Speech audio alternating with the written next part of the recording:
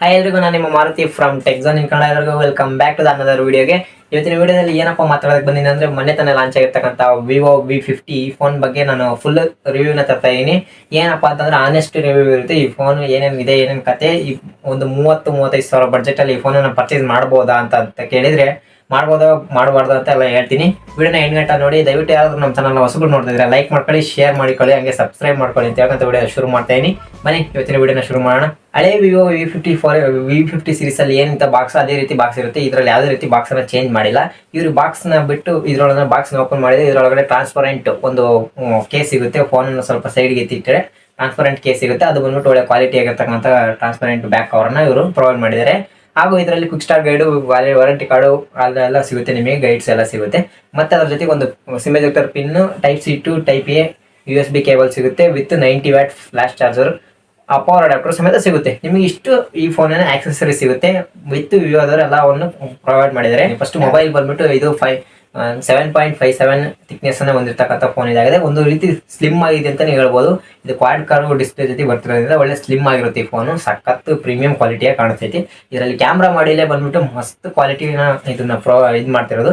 ಇದರಲ್ಲಿ plastic frame ಅನ್ನ use ಮಾಡಿದರೆ. ಇವರು ಒಂದು 30-35 ಸಾವಿರ ರೇಂಜಲ್ಲಿ ಇವರು ಅಲ್ಯೂಮಿನಿಯಂ ಅಥವಾ ಮೆಟಾಲಿಕ್ ಬಿಲ್ಡ್ ಅನ್ನ ಕೊಟ್ಟಿದ್ರೆ ಚೆನ್ನಾಗಿರೋದು. ಬಟ್ ಇವರು ಪ್ಲಾಸ್ಟಿಕ್ ಫ್ರೇಮ್ ಅನ್ನ ಬಿಲ್ಡ್ ಮಾಡೋದ್ರಿಂದ ಕೊಟ್ಟಿದ್ದಾರೆ ವಿವೋದವರು. ಇದರೊಂದಲ್ಲಿ ಒಂದು ಡಿಸಪಾಯಿಂಟ್ಮೆಂಟ್ ಅಂತ ಐತೆ ಅಂತಾನೆ ಹೇಳ್ಬೋದು. ಇನ್ನು ಈ ಫೋನಿನ ಕಲರ್ ವೇರಿಯಂಟ್ಸ್ ಬಗ್ಗೆ ಮಾತಾಡಬೇಕಾಗಿರೋದು. ಕಲರ್ ವೇರಿಯಂಟ್ಸ್ ಬಂದ್ಬಿಟ್ಟು 3 ಕಲರ್ ವೇರಿಯಂಟ್ಸ್ ಅಲ್ಲಿ ಈ ಫೋನ್ ಲಾಂಚ್ ಆಗಿದೆ. ಫಸ್ಟ್ ಕಲರ್ ಬಂದ್ಬಿಟ್ಟು ರೋಸ್ ರೆಡ್ ಕಲರ್ ಬಂದಿರುತ್ತೆ, ಒಂದು ರೋಸ್ ರೆಡ್ ಕಲರ್ ಆಗಿರುತ್ತೆ. ಎರಡನೇದು ಬಂದ್ಬಿಟ್ಟು ಕ್ರಿಸ್ಟಲ್ ಸ್ಟೆರ್ರಿ ನೈಟ್ ಬ್ಲೂ ಅಂತ ಹೇಳ್ಬೋದು. ಸ್ಟೆರ್ರಿ ನೈಟ್ ಬ್ಲೂ ಅಂದ್ರೆ ಇದು ಒಂದು ರೀತಿ blue colour, full sky blue ತರನೇ ಇರುತ್ತೆ, ಆಕಾಶ ಕಲರ್ ಅಂತಾನೆ ಹೇಳ್ಬೋದು. ಅದನ್ನ ಬಿಟ್ಟರೆ ಇನ್ನೊಂದು ಟೈಟಾನಿಯಂ ಗ್ರೇ ಕಲರ್ ಅಂತೇಳಿ 3 ಕಲರ್ನ ಇವರು ಕೊಡ್ತಿದ್ದಾರೆ. 3 ಕಲರ್ ಅಲ್ಲಿ ಈ ಫೋನ್ ಬರ್ತಾ ಇದೆ. ಸಖತ್ ಕ್ವಾಲಿಟಿ, ಸಖತ್ ಡಿಫ್ರೆಂಟ್ ಯೂನಿಕ್ ಡಿಸೈನ್ ಜೊತೆ ಬರ್ತಿರ್ತಕ್ಕಂಥ ಫೋನ್ ಇದಾಗಲಿದೆ. ಇನ್ನು ಇದರ ವೆಯ್ಟ್ ಬಗ್ಗೆ ಮಾತಾಡಬೇಕಾದ್ರೆ, ಇದು ವೆಯ್ಟ್ ಬಂದ್ಬಿಟ್ಟು 189 ಗ್ರಾಮ್ಸ್ ವೆಯ್ಟ್ ಇರುತ್ತೆ ಈ ಫೋನ್. ಒಂದು ಬೇಸಿಕಲ್ಲಿ ಒಂದು ರೇಂಜ್ ಅಲ್ಲಿ ಸಖತ್ ಕಮ್ಮಿ ವೆಯ್ಟ್ ಅಂತಾನೆ ಹೇಳ್ಬಹುದು. ಸಖತ್ ಬೇರೆ ಫೋನ್ಗಳಿಗೆ ಈ ರೇಂಜ್ ಅಲ್ಲಿ ಕಂಪೇರ್ ಮಾಡಿದ್ರೆ 6000 mAh ಬ್ಯಾಟ್ರಿ ಜೊತೆಗೆ ಇದು ಕಮ್ಮಿ ಅಂತಾನೆ ಹೇಳ್ಬೋದು. ವೆಯ್ಟ್ ನಲ್ಲಿ ಒಂದು ರೀತಿ ಚೆನ್ನಾಗೈತೆ ಅಂತಾನೆ ಹೇಳ್ಬೋದು. ಇನ್ನು ಇದರ ಡಿಸ್ಪ್ಲೇ ಬಗ್ಗೆ ಇರ್ತಕ್ಕಂಥ ಸ್ಪೆಸಿಫಿಕೇಶನ್ಸ್ ನಿಮ್ಗೆ ಹಾಕಿದೀನಿ, ನೋಡ್ತಾ ಇರ್ಬೋದು ನೀವು. ಇದರ ಡಿಸ್ಪ್ಲೇ ಸೈಜ್ ಬಂದ್ಬಿಟ್ಟು 6.7 inches full HD plus ಅಮೋಲೆಡ್ display HDR10 ಅನ್ನು ಸಪೋರ್ಟ್ ಮಾಡುತ್ತೆ ಈ ಡಿಸ್ಪ್ಲೇ. ಹಾಗೂ ಇದರಲ್ಲಿ ಅಮೆಝಾನ್ ಯೂಟ್ಯೂಬ್ ಸಮೇತ ಎಲ್ಲದರಲ್ಲೂ 4K ಗಂಟ ನೀವು ವಿಡಿಯೋಸ್ನ ನೋಡ್ಬೋದು ಅಂತಾನೆ ಹೇಳ್ಬೋದು. ಇನ್ನು ಇದರಲ್ಲಿ 120 Hz ರಿಫ್ರೆಶ್ ರೇಟು ಮತ್ತೆ ಡೈಮಂಡ್ ಶೀಲ್ಡೆಡ್ ಗ್ಲಾಸ್ ಅನ್ನ ಇವರು ಪ್ರೊವೈಡ್ ಮಾಡಿದ್ದಾರೆ. ಅಂದ್ರೆ ಇದರಲ್ಲಿ ಇರ್ತಕ್ಕಂಥ ಡಿಸ್ಪ್ಲೇ ಇರ್ತಕ್ಕಂಥ ಗ್ಲಾಸ್ ಬಂದ್ಬಿಟ್ಟು ಡೈಮಂಡ್ ಶೀಲ್ಡೆಡ್ ಗ್ಲಾಸ್ ಇದಾಗಿರುತ್ತೆ. ಹಾಗೂ ಇದರಲ್ಲಿ 1.07 ಬಿಲಿಯನ್ ಅಷ್ಟು ಕಲರ್ ನ ಇದರಲ್ಲಿ ಆಡಿಂಗ್ಸ್ ಇದೆ. ಅಂದ್ರೆ ಕಲರ್ಸ್ ನಿಮಗೆ ಪ್ರೊವೈಡ್ ಮಾಡುತ್ತೆ. ಅಷ್ಟೊಂದು ಕಲರ್ಸ್ ಅನ್ನ ಇವರು ಆಡ್ ಮಾಡಿದ್ದಾರೆ ಅಂತಾನೆ ಹೇಳ್ಬೋದು. ಅದು ಬಿಟ್ಟರೆ ಇದರಲ್ಲಿ 4500 ನೀಟ್ಸ್ ಆಫ್ ಪೀಕ್ ಬ್ರೈಟ್ನೆಸ್ ಅಂತ ಹೊಂದಿರತಕ್ಕಂಥ ಒಂದು ಫೋನ್ ಇದಾಗಿದೆ. ಎಷ್ಟೇ ಬಿಸಿಲಲ್ಲಿ ಹೋದ್ರೂ ನಿಮಗೆ ಕ್ಲಾರಿಟಿಯಾಗಿ ಕಾಣುತ್ತೆ. ಸಖತ್ ಪವರ್ನ ಇದೆ ಅಂತಾನೆ ಹೇಳ್ಬೋದು. ಇನ್ನು ಇದರಲ್ಲಿ ಕ್ಯಾಮ್ರಾ ಬಗ್ಗೆ ಮಾತಾಡಬೇಕಾಗುತ್ತೆ. ರೇರ್ ಆಗಿ ಈ ಫೋನ್ ಬಂದ್ಬಿಟ್ಟು ಕ್ಯಾಮ್ರಾ ಬಂದ್ಬಿಟ್ಟು ಜೈಸ್ ಅವರ ಒಂದು ಕೊಲಾಬರೇಷನ್ ಮುಖಾಂತರ ಈ ಫೋನ್ ಬರ್ತಿರ್ತಕ್ಕಂಥದ್ದು. ಕ್ಯಾಮ್ರಾ ಅಂತಾನೆ ಮಾಡಿರ್ತಕ್ಕಂಥ ಫೋನು.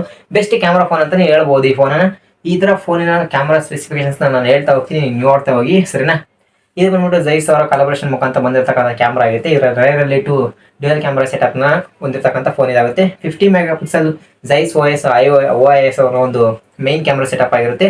ಎರಡನೇದಾಗಿ ಬಂದ್ಬಿಟ್ಟು 50 ಮೆಗಾ ಪಿಕ್ಸೆಲ್ ಜೈಸ್ ಅವರ ಅಲ್ಟ್ರಾ ವೈಡ್ ಆಂಗಲ್ ಒಂದು ಸೆನ್ಸಾರ್ ನ ಕೊಟ್ಟಿದ್ದಾರೆ ಅಂತಾನೆ ಹೇಳ್ಬೋದು. 2 ಕ್ಯಾಮ್ರಾನ ಬ್ಯಾಕ್ ಸೈಡ್ ಅಲ್ಲಿ ನೋಡಬಹುದಾಗುತ್ತೆ. ಇನ್ನು ಫ್ರಂಟ್ ಅಲ್ಲಿ ನೋಡ್ಬಿಟ್ರೆ ನೀವು 50 ಮೆಗಾ ಪಿಕ್ಸೆಲ್ ಒಂದು ಜೈಸ್ ಅವರ ಒಂದು ಕೊಲಾಬರೇಷನ್ ಮುಖಾಂತರ ಬಂದಿರತಕ್ಕಂಥ ಒಂದು 50 ಮೆಗಾ ಪಿಕ್ಸೆಲ್ ಒಂದು ಫ್ರಂಟ್ ಕ್ಯಾಮ್ರಾ ಇದಾಗಿರುತ್ತೆ. ಒಳ್ಳೆ ಪ್ರೊವೈಡ್ ಮಾಡ್ತಾರೆ, ಒಳ್ಳೆ ಫೋಟೋಸ್ ಮತ್ತೆ ಒಳ್ಳೆ ವಿಡಿಯೋಸ್ನೆಲ್ಲ ಪ್ರೊವೈಡ್ ಮಾಡುತ್ತೆ. ಇದರಲ್ಲಿ 4K ವರೆಗೂ ಬ್ಯಾಕ್ ಸೈಡ್ ಮತ್ತೆ ಫ್ರಂಟ್ ಅಲ್ಲೂ ನಿಮಗೆ ವಿಡಿಯೋನ ನಾವು ಔಟ್ಪುಟ್ ತಗೊಬೋದು ಅಂತಾನೆ ಹೇಳ್ಬೋದು. ಇನ್ನು ಇದರಲ್ಲಿ ಫೋಟೋ ರೇಟ್ಸ್ ಅಂತ ಒಂದು ಹೊಸ ಒಂದು ಫೀಚರ್ ಅಂತಾನೆ ಹೇಳ್ಬೋದು. ಇದರಲ್ಲಿ ಸಖತ್ತಾಗಿರುತ್ತೆ. ಜೈಸ್ ಕೊಲಾಬರೇಷನ್ ಮುಖಾಂತರ ಹೆಂಗಪ್ಪ ಅಂದ್ರೆ DSLR ಲೆವೆಲಲ್ಲಿ ಒಳ್ಳೊಳ್ಳೆ ಫೋಟೋಶೂಟ್ನ ಮಾಡ್ಬೋದು ಅಂತಾನೆ ಹೇಳ್ಬೋದು. ನೀವು ಕ್ಯಾಮ್ರಾ ತಗೊಂಡೋಗೋದೇ ಬೇಕಾಗಿಲ್ಲ, 500-600 ದಿನ ಕೊಟ್ಟು ಗಂಟೆಗಟ್ಟಲೆ ಕೊಟ್ಟು ತಗೊಂಡೋಗೋದೇ ಬೇಕಾಗಿಲ್ಲ. ಈ ಫೋನ್ ಇದ್ರೆ ಸಾಕು, ಒಳ್ಳೆ ಫೋಟೋಗ್ರಫಿನ ಮಾಡ್ಕೊಂಬರ್ಬೋದು ಅಂತ ಹೇಳ್ಬೋದು. ನಾನು ಹಾಕ್ತಿರೋ ಸ್ಯಾಂಪಲ್ಸ್ನ ನೀವು ನೋಡ್ತಿರೋ ಅನ್ಕೊಳ್ತೀನಿ. ಐ ಹೋಪ್ ಈ ಫೋಟೋಸ್ ಎಲ್ಲ ಸಖತ್ ಕ್ವಾಲಿಟಿ ಆಗಿರುತ್ತೆ ಅಂತಾನೆ ಹೇಳ್ಬೋದು. ಮತ್ತೆ ಇದರಲ್ಲಿ ಇನ್ನೊಂದು ಹೊಸ ಫೀಚರ್ ಏನಪ್ಪ ಅಂತಂದ್ರೆ, ಜೈಸ್ ಕೊಲಾಬರೇಷನ್ ಮುಖಾಂತರ ಇದರಲ್ಲಿ ಒಂದು ರೀತಿ ಬಾರ್ಡರ್ನೆಲ್ಲ ಆಡ್ ಮಾಡ್ಬೋದು. ವೆಡ್ಡಿಂಗ್ ಶೂಟ್ಸ್ ಹಂಗೆ ಕೆಲವೊಂದು ಶೂಟ್ಸ್ ಎಲ್ಲ ಇದು ಮಾಡಿ ಆಡ್ ಮಾಡ್ಬೋದು ಅಂತಾನೆ ಹೇಳ್ಬೋದು. ಇನ್ನು ಎಕ್ಸ್ಟ್ರಾ ಫೀಚರ್ ಏನಪ್ಪಾ ಅಂತಂದ್ರೆ, ಇಲ್ಲಿ AI ಇರುತ್ತೆ. AIಗಳೆಲ್ಲ ಯೂಸ್ ಮಾಡ್ಕೊಬೋದು. ಆರ್ಟಿಫಿಷಿಯಲ್ ಇಂಟೆಲಿಜೆನ್ಸ್ ಎಲ್ಲ ಕೊಟ್ಟಿದ್ದಾರೆ. ಇನ್ನು ನೆಕ್ಸ್ಟ್ ಬಂದ್ಬಿಟ್ಟು ಇದರ ಪರ್ಫಾರ್ಮೆನ್ಸ್ ಬಗ್ಗೆ ಮಾತಾಡಬೇಕಾಗಿದೆ. ಇನ್ನು ಪರ್ಫಾರ್ಮೆನ್ಸ್ ಬಂದ್ಬಿಟ್ಟು ಇದರಲ್ಲಿ ಸ್ನ್ಯಾಪ್ಡ್ರ್ಯಾಗನ್ 7 Gen 3 ಪ್ರೊಸೆಸರ್ನ ಯೂಸ್ ಮಾಡಿದ್ದಾರೆ. ಈ ಪ್ರೊಸೆಸರ್ ಬಂದ್ಬಿಟ್ಟು ಒಂದು ರೀತಿ ಓಲ್ಡ್ ಪ್ರೊಸೆಸರ್ ಅಂತಾನೆ ಹೇಳ್ಬೋದು. ಓಲ್ಡ್ ಪ್ರೊಸೆಸರ್ ಅಂದ್ರೆ ಅಷ್ಟೊಂದೇನು ಓಲ್ಡ್ ಪ್ರೊಸೆಸರ್ ಏನಲ್ಲ. ಇದರಲ್ಲಿ ಅಂಥದ್ದು ಸ್ಕೋರ್ನ ಚೆಕ್ ಮಾಡಿದಂಗೆ ನನಗೆ ಸಿಕ್ಕಿದ್ದು ಬಂದ್ಬಿಟ್ಟು 8,15,000 ತನಕ ಒಂದು ಅಂಥದ್ದು ಸ್ಕೋರ್ನ ಪ್ರೊವೈಡ್ ಮಾಡುತ್ತೆ. ಅರೌಂಡ್ 25 ಒಂದು ಏನು ಪ್ರೈಸ್ ರೇಂಜಲ್ಲಿ ಫೋನ್ ಲಾಂಚ್ ಆಗಿರುತ್ತೋ ಅಷ್ಟು ಒಂದು ಪರ್ಫಾರ್ಮೆನ್ಸ್ನ ಈ ಫೋನ್ ಕೊಡುತ್ತೆ ಅಂತಲೇ ಹೇಳ್ಬೋದು. ಆದರೆ ಈ ಫೋನ್ ಬಂದ್ಬಿಟ್ಟು 35 to 40K ಬಜೆಟಲ್ಲಿ ಈ ಫೋನು ಲಾಂಚ್ ಆಗಿರೋದು. ಬಟ್ ಇದು ವರ್ತ್ ಅಂತ ಕೇಳಿದರೆ ಇದು ವರ್ತ್ ಅಂತ ಹೇಳೋದಕ್ಕೆ ಆಗೋದಿಲ್ಲ. ಬಟ್ ಕ್ಯಾಮ್ರಾಗೆ ಹೋಲಿಸ್ಕೊಂಡ್ರೆ ಈ ಕ್ಯಾಮ್ರಾಗೆ ಮಾತ್ರ ವರ್ತ್ ಇದೆ ಅಂತಲೇ ಹೇಳ್ಬೋದು. ಆ ಪ್ರೈಸ್ ರೇಂಜಲ್ಲಿ ಕ್ಯಾಮ್ರಾ ಒಳ್ಳೆ ಸಖತ್ ಕ್ವಾಲಿಟಿನ ಪ್ರೊವೈಡ್ ಮಾಡುತ್ತೆ ಅಂತಲೇ ಹೇಳ್ಬೋದು. ಇನ್ನು ಪರ್ಫಾರ್ಮೆನ್ಸ್ ಎಲ್ಲ ಈ ರೇಂಜಿಗೆ ಇರುತ್ತೆ. ಅಷ್ಟೊಂಬರೆ ಏನು ಹೀಟ್ ಆಗಲ್ಲ ಗೇಮ್ ಮಾಡಿದರೆ. ಹೆವಿ ಗೇಮ್ ಮಾಡೋಕ್ಕೂ ಬರೋದಿಲ್ಲ ಈ ಫೋನಲ್ಲಿ. ಇನ್ನು ಇದರ ಸ್ಟೋರೇಜ್ ವಿಚಾರ ಮತ್ತು ರ್ಯಾಮ್ ವಿಚಾರ ಮಾತಾಡಬೇಕಾಗಿರೋದು ಬಂದ್ಬಿಟ್ಟು ಇದು 8GB 128GB 8GB 256 with 8GB 12GB 512GB ಒಂದು ವೇರಿಯಂಟ್ಸ್ 3 ವೇರಿಯಂಟ್ಸ್ ಬರ್ತಿದೆ ಈ ಫೋನು. 3 ವೇರಿಯಂಟ್ಸ್ ಬಂದ್ಬಿಟ್ಟು ಇದರಲ್ಲಿ ಯೂಸ್ ಮಾಡ್ತಕ್ಕಂಥ ಸ್ಟೋರೇಜ್ ಬಂದ್ಬಿಟ್ಟು UFS 2.2 ಈ ಸ್ಟೋರೇಜ್ನ ಯೂಸ್ ಮಾಡಿದರೆ ಇದು ಓಲ್ಡ್ ಸ್ಟೋರೇಜ್ ಅಂತಲೇ ಹೇಳ್ಬೋದು. ಭಾಳ ಹಳೆ ಸ್ಟೋರೇಜ್ ಆಗಿಬಿಡುತ್ತೆ. ಇದು ಬಂದ್ಬಿಟ್ಟು ನಾವು ಫೋನ್ ತಗೊಂಡಾಗಿರಿತ ಆ ಸ್ಟೋರೇಜ್ ಅಂತಲೇ ಹೇಳ್ಬೋದು. ಅರೌಂಡ್ 20K ಒಳಗಡೆ ಬರ್ತಕ್ಕಂಥ ಓಕೆ ಈ ಒಂದು ಸ್ಟೋರೇಜ್ ಯೂಸ್ ಮಾಡಲ್ಲ. ಆದರೆ ಇವ್ರು ಕೊಟ್ಟಿದ್ದಾರೆ, ಏನು ಮಾಡೋಕ್ಕಾಗಲ್ಲ. ಇನ್ನು ರ್ಯಾಮ್ ಇದರಲ್ಲಿ ಯೂಸ್ ಮಾಡ್ತಕ್ಕಂಥ ರ್ಯಾಮ್ ಬಂದ್ಬಿಟ್ಟು LPDDR4X ರ್ಯಾಮು. ಇವ್ರು 5X ಕೊಡ್ಬೋದಾಯಿತು. UFS 3.1 ಕೊಡ್ಬೋದಾಯಿತು. 3 ಕೊಟ್ಟಿದ್ರು ಇನ್ನೂ ಬೆಟರ್ ಇತ್ತು. 5 ಕೊಟ್ಟು ಮತ್ತು 3 ಕೊಟ್ಟಿದ್ರು ಸಾಕಾತಿತ್ತು. ಏನು ಮಾಡೋದಕ್ಕಾಗಲ್ಲ, ಇವರು ಕೊಟ್ಟಿರೋದನ್ನ ತಗೊಳ್ಳೇಬೇಕಾಗುತ್ತೆ ಈಗ, ಸರಿನಾ. ಇದು ಸ್ಟೋರೇಜ್ ಮತ್ತು ರ್ಯಾಮ್ನ ವಿಚಾರ ಆಗಿದೆ. ಇನ್ನು ಬ್ಯಾಟ್ರಿ ವಿಚಾರಕ್ಕೆ ಬಂದರೆ ಬ್ಯಾಟ್ರಿ ಬಂದ್ಬಿಟ್ಟು ಇದರಲ್ಲಿ ಬ್ಯಾಟ್ರಿನ ಕಾಂಪ್ರಮೈಸ್ ಆಗಿಲ್ಲ ಅಂತಲೇ ಹೇಳ್ಬೋದು. ಈ ಪ್ರೈಸ್ ರೇಂಜಿಗೆ ಒಂದು ಬೆಸ್ಟ್ ಬ್ಯಾಟ್ರಿ ಅಂತಲೇ ಹೇಳ್ಬೋದು. 6000 mAh ಬ್ಯಾಟ್ರಿನ ಪ್ರೊವೈಡ್ ಮಾಡಿದ್ದಾರೆ with 90W flash charger adapter ಸಮೇತ ವಿತ್ ಬಾಕ್ಸಲ್ಲೇ ಕೊಟ್ಟಿದ್ದಾರೆ ಅಂತಲೇ ಹೇಳ್ಬೋದು. ಇದು ಒಂದು ಒಳ್ಳೆ ವಿಚಾರ ಅಂತಲೇ ಹೇಳ್ಬೋದು. ಒಳ್ಳೆ ಸಕ್ಕದಾಗೈತೆ ಅಂತ ನೀವು ಹೇಳ್ಬೋದು. ಇನ್ನು ಇದರಲ್ಲಿ 9 5G ಬ್ಯಾಂಡ್ಸ್ನ ಸಪೋರ್ಟ್ ಮಾಡ್ತಕ್ಕಂಥ ಒಂದು ಇವನ್ನ ಆ್ಯಡ್ ಮಾಡಿದ್ದಾರೆ ಅಂತ ಹೇಳ್ಬೋದು. ಒಂದು ಫೀಚರ್ಸ್ನೆಲ್ಲ ಆ್ಯಡ್ ಮಾಡಿದ್ದಾರೆ ಅಂತ ಹೇಳ್ಬೋದು. 9 5G ಬ್ಯಾಂಡ್ಸ್ನ ಇಲ್ಲಿ ಸಪೋರ್ಟ್ ಮಾಡುತ್ತೆ ಅಂತ ಈ ಫೋನು. ಸಖತ್ ಒಳ್ಳೆಯ ಒಂದು ವಿಚಾರ ಅಂತಲೇ ಹೇಳ್ಬೋದು. ಇದರಲ್ಲಿ ಒಳ್ಳೆ AI ಫೀಚರ್ಸ್ ಎಲ್ಲ ಇರುತ್ತೆ. ಯೂಸ್ ಮಾಡ್ಕೊಬೋದು. ಈ ಫೋನು ನಮಗೆ ಕ್ಯಾಮ್ರಾ ರಿಲೇಟೆಡ್ ಆಗಿ ಬೇಕಪ್ಪ ಅಂತಂದರೆ ಫೋನನ್ನು ಪರ್ಚೇಸ್ ಮಾಡ್ಬೋದು. ನಿನಗೆ ಅದೇ ಯಾವುದೇ ರೀತಿ ಗೇಮ್ ಆಡ್ತೀನಿ, ನಾನು ಹೆವಿ ಗೇಮರು ಅಂತೆಲ್ಲ ಹೇಳಿದರೆ ಈ ಫೋನನ್ನು ತಗೊಳೋದಕ್ಕೆ ಹೋಗಲೇಬೇಡಿ. I prefer this phone for ಫೋಟೋಶೂಟಿಗೆ. ಅಂದರೆ ಸುಮ್ಮನೆ ನಾರ್ಮಲಾಗಿ ಇಟ್ಕೊತೀನಿ, ನಾನು ಜೋಮ್ನ ಇಟ್ಕೊತೀನಿ, ಇನ್ಸ್ಟಾಗ್ರಾಮು ನಾರ್ಮಲ್ ಯೂಸ್ ಎಲ್ಲ ಮಾಡ್ತೀನಿ ಅಂದರೆ ಮಾಡ್ಕೊಬೋದು. ಬಟ್ ಇದು ಗೇಮರ್ಸ್ಗೆ ಅಂತೂ ಅಲ್ವೇ ಅಲ್ಲ. ಗೇಮರ್ಸ್ಗಾಗಿ ಒಂದು ಹೊಸ ಫೋನ್ ಬಂದೈತೆ. ರಿಯಲ್ಮಿ ಒಂದು ಕಡೆಯಿಂದ ಸೀರೀಸಲ್ಲಿ Realme P3 Pro ಅಂತ ಹೊಸ ಫೋನ್ ಲಾಂಚ್ ಆಗಿದೆ ಇವತ್ತಿನ. ಆ ಫೋನನ್ನು ಅನ್ಬಾಕ್ಸಿಂಗ್ ವಿಡಿಯೋ ಬರುತ್ತೆ ಇಷ್ಟರಲ್ಲೇ. ಸ್ವಲ್ಪ ಕಾಯ್ತು ನೋಡಿ, ಸಖತ್ತಾಗಿರುತ್ತೆ ಅಂತಲೇ ಹೇಳ್ಬೋದು. ಫೋನು ಒಳ್ಳೆ ಗೇಮಿಂಗ್ ರಿಲೇಟೆಡ್ಗೆ ಗೇಮರಿಗೆಲ್ಲ ಸಖತ್ತೈತೆ ಅಂತಲೇ ಹೇಳ್ತೀನಿ. ಬನ್ನಿ ಇನ್ನು ಇದರ ಪ್ರೈಸ್ ವಿಚಾರ ಮಾತಾಡೋಣ. ಈ ಫೋನ್ ಬಂದ್ಬಿಟ್ಟು 3 ವೇರಿಯಂಟಿಗೂ 3 ರೀತಿ ಪ್ರೈಸನ್ನು ಫಿಕ್ಸ್ ಮಾಡಿದ್ದಾರೆ ಅಂತಲೇ ಹೇಳ್ಬೋದು. ಈ ಒಂದು ಪ್ರೈಸ್ ರೇಂಜಲ್ಲಿ ಈ ಫೋನನ್ನು ತಗೊಬೋದು ಅಂತಂದರೆ ನನ್ನ ಅನಿಸಿಕೆ, ನನ್ನ ಒಂದು ಒಪಿನಿಯನ್ ಏನಪ್ಪ ಅಂದರೆ ತಗೊಳೋದ್ರಿಗಿಂತ ಬೇರೆ ಫೋನ್ಸ್ನ ನೀವು ಪ್ರಿಫರ್ ಮಾಡಿದರೆ ಒಳ್ಳೇದು ಅನಿಸುತ್ತೆ. ಇನ್ನೊಂದು ಸ್ವಲ್ಪ ದಿನಕ್ಕಾದರೆ ನಥಿಂಗ್ ಫೋನ್ 3A ಬರುತ್ತೆ.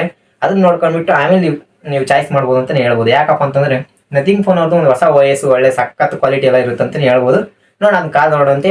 ಇದರ ಪ್ರೈಸ್ ವಿಚಾರ ಮಾತಾಡೋಣ ಬನ್ನಿ. 8GB 128GB ಬಂದ್ಬಿಟ್ಟು 35,000ಗೆ ಇದು ಲಾಂಚ್ ಆಗಿದೆ ಈ ಫೋನ್ ಬಂದ್ಬಿಟ್ಟು. ಮತ್ತು 8GB 256 ಬಂದ್ಬಿಟ್ಟು ಇದು 37,000 ಲಾಂಚ್ ಆಗಿರುತ್ತೆ ಈ ವೇರಿಯಂಟ್ ಬಂದ್ಬಿಟ್ಟು. ಅದೇ ರೀತಿ 12GB 512GB ವೇರಿಯಂಟ್ ಬಂದ್ಬಿಟ್ಟು 41,000ಗೆ ಲಾಂಚ್ ಆಗಿದೆ. ನೋಡಿ, ಯಾರಾದರೂ ಇಂಟ್ರೆಸ್ಟೆಡ್ ಇದ್ದು ನಮ್ಮ ಹತ್ರ ದುಡ್ಡಿದೆ, ನನಗೆ ನಾರ್ಮಲ್ ಯೂಸ್ ಬೇಕು, ಸಾಕು ಸಿಂಪಲ್ ಆಗಿ ಸುಮ್ಮನೆ ಜೊಮ್ಮೆ ಅಡ್ಡಾಡೋದಕ್ಕೆ ಬೇಕಂದವರಿಗೆ ತಗೊಬೋದು, ಪರ್ಚೇಸ್ ಮಾಡ್ಕೊಬೋದು. ಒಳ್ಳೆ ಕ್ಯಾಮ್ರಾ ಬೇಕಂದ್ರೂ ಪರ್ಚೇಸ್ ಮಾಡ್ಕೊಬೋದು. ಓಕೆ, ಎಲ್ಲರಿಗೂ ಐ ಹೋಪ್ ಈ ವಿಡಿಯೋ ಇಷ್ಟ ಆಯ್ತು ಅನ್ಕೊತೀನಿ. ನಾನು ಕೊಟ್ಟಿರ್ತಕ್ಕಂಥ ಇನ್ಫಾರ್ಮೇಷನ್ ಎಲ್ಲರಿಗೂ ಇಷ್ಟ ಆಗುತ್ತೆ ಅನ್ಕೊಂಡು ದಯವಿಟ್ಟು ಯಾರಾದರೂ ವಿಡಿಯೋನ ಇಲ್ಲಿ ಗಂಟೆ ನೋಡಿದರೆ ಲೈಕ್ ಮಾಡಿ, ಶೇರ್ ಮಾಡಿ, ಸಬ್ಸ್ಕ್ರೈಬ್ ಆಗಿ, ಹಂಗೆ ಪಕ್ಕದಲ್ಲಿರ್ತಕ್ಕಂಥ ಬೆಲೈಕನ್ನ ಒತ್ತಿ ಆಲಲ್ಲಿ ಇಟ್ಕೊಳ್ಳಿ ಅಂತ ಹೇಳ್ಕೊಂತ ವಿಡಿಯೋನ ಮುಗಿಸ್ತಾ ಇದ್ದೀನಿ. ಮುಂದಿನ ಒಳ್ಳೆ ಕಂಟೆಂಟ್ಸ್ ಬರ್ತೀನಿ. Okay, bye bye, see in the next video. ಟಾಟಾ, ಬೈ ಬಾಯ್.